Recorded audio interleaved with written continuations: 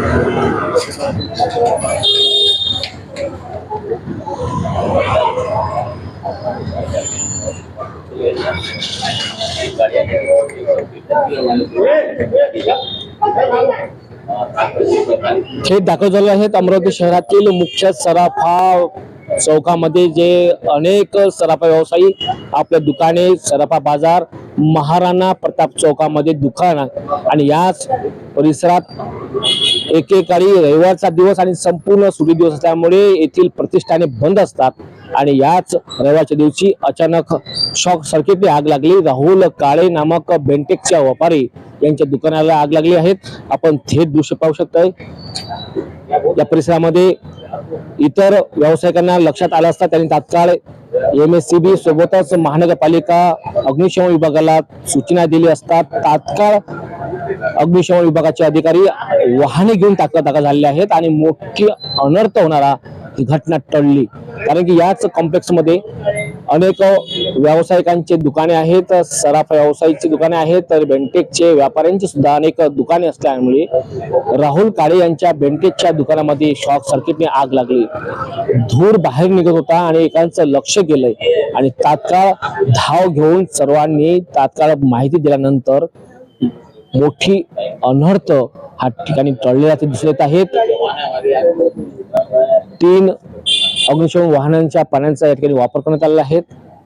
रविवारचा दिवस आणि सुट्टी दिवस त्यामुळे संपूर्ण सराफा व्यवसायी आपले प्रतिष्ठाने बंद करतात।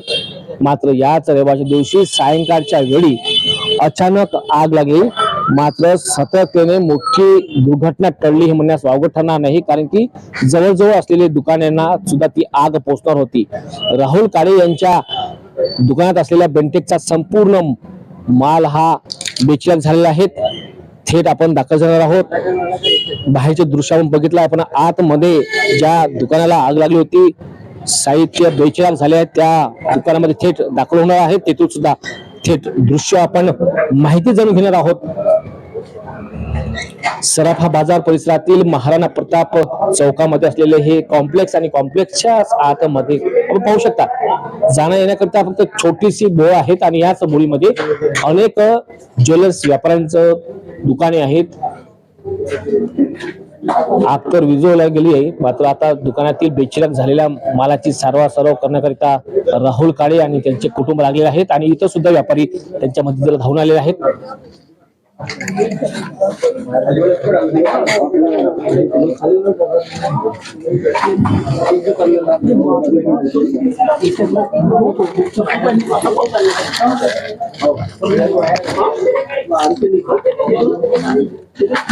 बड़ी बड़ी थैली आगे रख के सामने बड़ी बड़ी थैलियां पहले ले लो।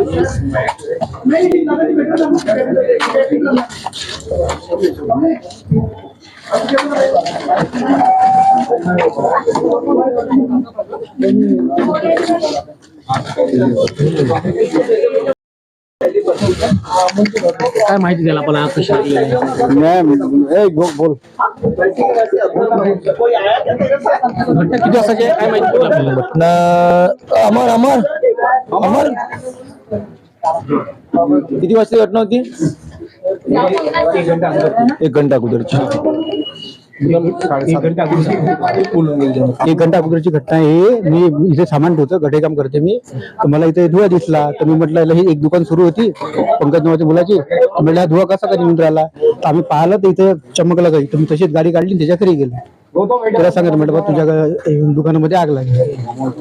अग्निशमन विभागाचे अधिकारी किती वाजता दाखल झाले? काही आग लागल्यानंतर काही? 15-20 मिनिटात आली ती. मी आलो तर ते येऊन आले. दुकान बंद होतं हे? हो, दुकान बंद होतं. शॉर्ट सर्किट लागला का काय कसं? ते तर नाही माहित मला. शॉर्ट सर्किट झालं नाही, काय कशानं झालं ते काम स्पष्ट करू शकत नाही. नाही.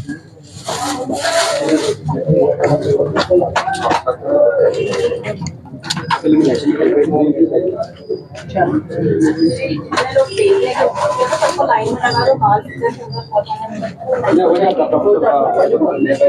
एक बार अमोल भैया की दुकान में माल रखवा दीजिए। हाँ।